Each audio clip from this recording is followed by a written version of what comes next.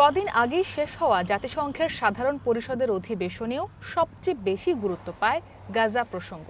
ইসরায়েলের আগ্রাসন বন্ধ ও ফিলিস্তিনকে স্বাধীন রাষ্ট্র স্বীকৃতির বিষয়টি ছিল আলোচনার শীর্ষে। ওয়াশিংটনে নেতানিয়াহুর সঙ্গে বৈঠক করে গাজার জন্য প্রস্তাব ও পরিকল্পনাও ঘোষণা করেন আমেরিকার প্রেসিডেন্ট ডোনাল্ড ট্রাম্প।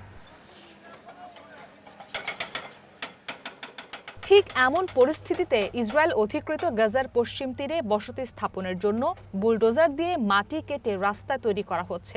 বেত উর আল ফাউকার গ্রামের চারপাশের জমির মাটি কেটে ফিলিস্তিনিদের চলাচলে বাধা তৈরি করছে ইসরায়েলি বাহিনী।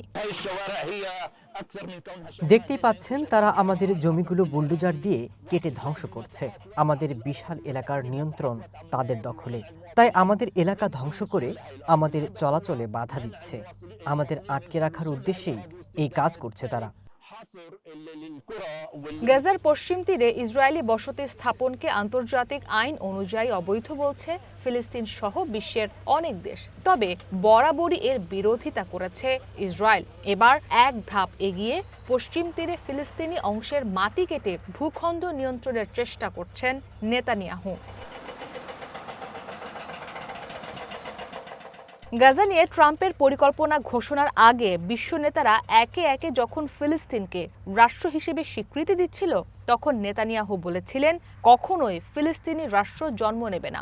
তার এই বক্তব্যের বাস্তব রূপ দিতেই হয়তো পশ্চিম তীরে ইসরায়েলি অবকাঠামো নির্মাণে ফিলিস্তিনি ভূখণ্ডের মাটি কেটে রাস্তা তৈরি করছে ইসরায়েল। ইসরাত মুক্তি, ওয়ান ইন্টারন্যাশনাল ডেস্ক।